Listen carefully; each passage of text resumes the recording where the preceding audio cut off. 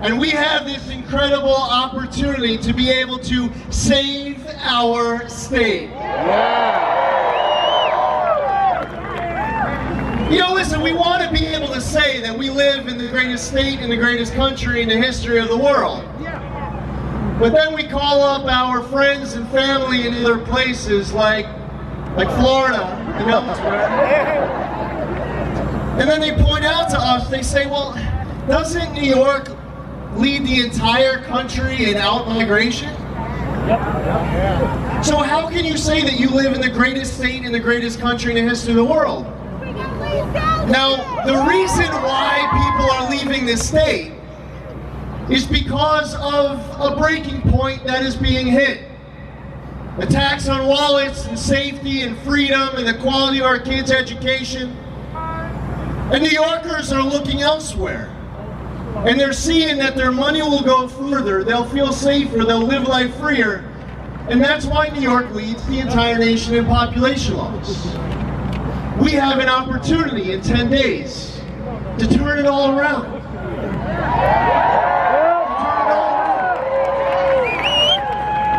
So we had a debate a few days ago. I don't know if any of you caught that.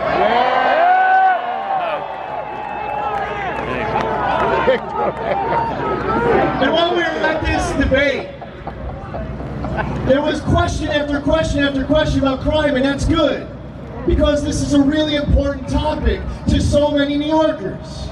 See, we want a government that isn't passing pro-criminal laws. We want district attorneys to actually do their jobs and enforce the law. And we want to back unapologetically a selfless, dedicated men and women in blue. So it's good that they were asking us these questions about rising crime. And I pointed out after a whole bunch of these questions that Kathy Hochul had not yet covered the whole prosecuting the bad guy part of keeping our streets safe. Now you might call that a tip. I was giving her a hint. I was helping her. And her response was that she does not understand why this is so important to me.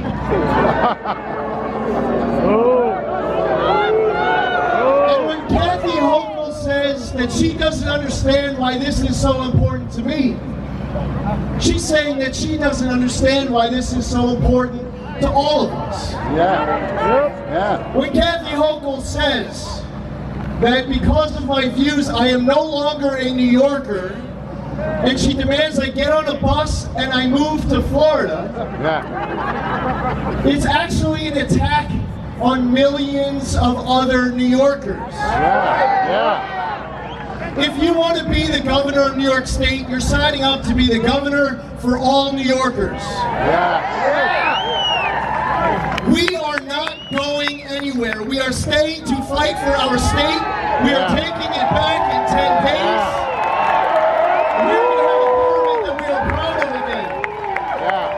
We're going to have a government that y'all are in charge of again. Now, we've seen it play out in a few different ways. Kathy Hochul, she was never elected governor. She was elected lieutenant governor, and she's filling the remainder of someone else's term. But she acts like she's running for a 15th term. It's important to be humble. The reality is, I am the 4th highest ranking person on this stage right now.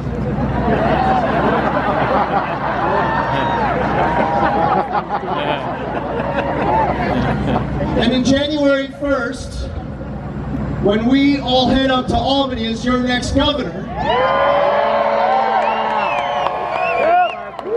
like I am the 4th highest ranking person in my house here on Long Island, I'll be the 4th highest ranking person in that house up in Albany. It's important to stay grounded. I'm currently serving right now in my 20th year in the Army. I'm outranked by a whole lot of people. A lot of sirs and ma'ams come out of my mouth in military. I am looking out at a crowd of many, many, many thousands of Long Islanders who came out strong.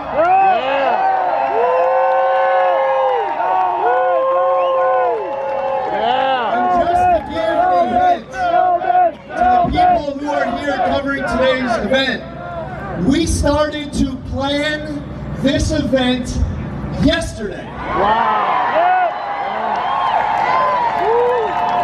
It only took 100 minutes. And for the next 10 days, there is no way that Kathy Hochul will be able to replicate the energy and momentum that we have. We are pushing full steam ahead, not looking back. Losing this race is not an option. I am looking out at many thousands of people who are New Yorkers, your residents, your voters. Kathy Hochul looks at you as her apostle. She's actually said that. When she was imposing her COVID vaccine mandate on healthcare workers, she was pushing it on people and saying that you should take the COVID vaccine and be her apostle. My position is, if you want to get it, get it. And if you don't want to get it, don't get it. But don't do it because you're serving me.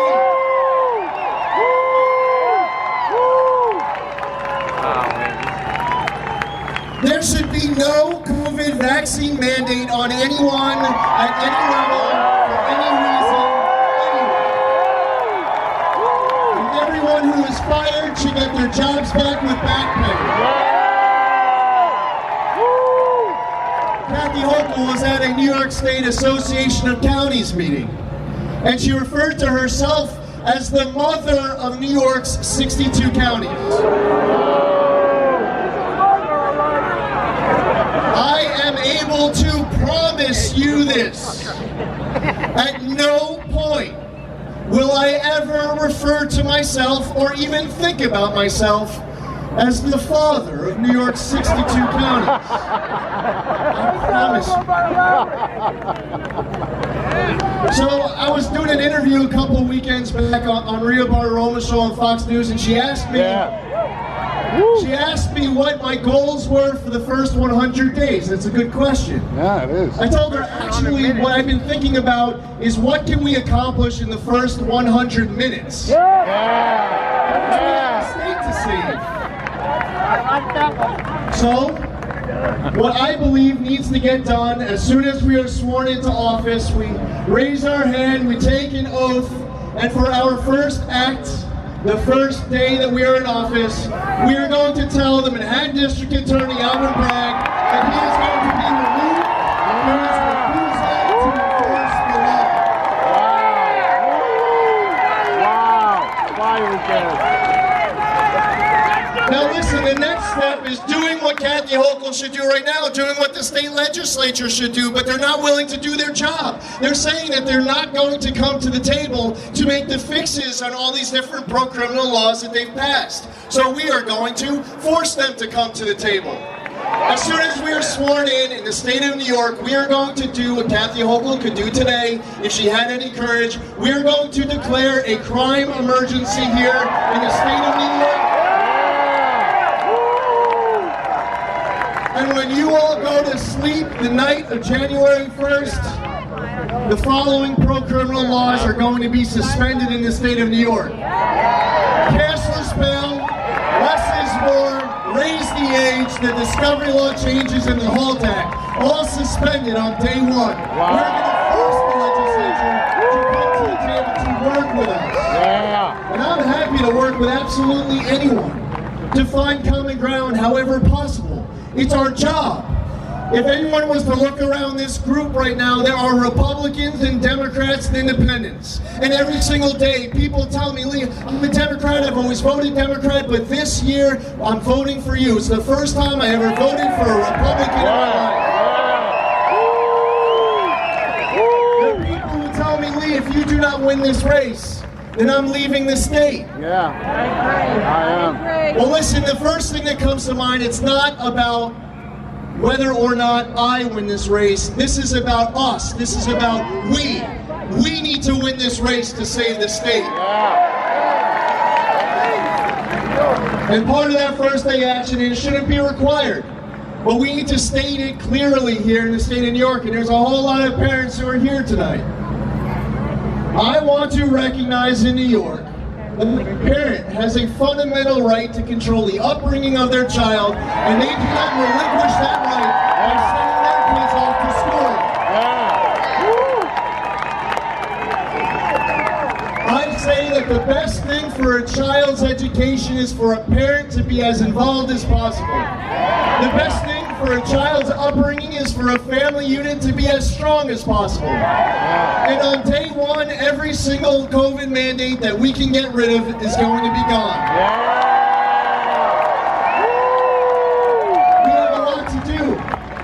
From reversing the state's ban on the safe extraction of natural gas, the Southern Tier is desperate for it. Are y'all ready for New York to be energy independent?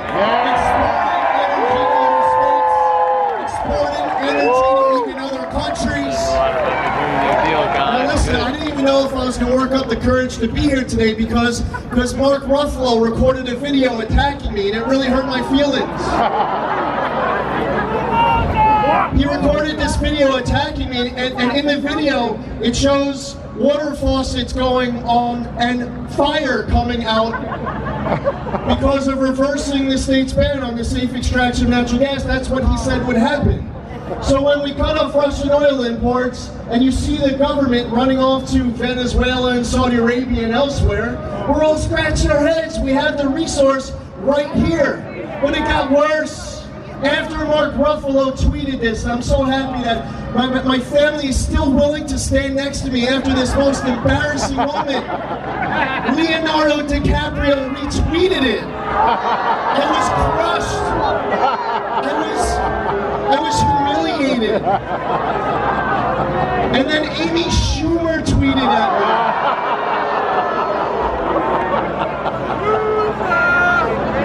And I just needed to be out here with my friends tonight to figure out how to recover from the devastating impact. Now we have a very special guest here tonight. And I gotta tell you, I mean, listen, we served together in the House. He's a friend. He's doing an amazing job. But before that, I hope he understands. By the way, talking about loyalty here.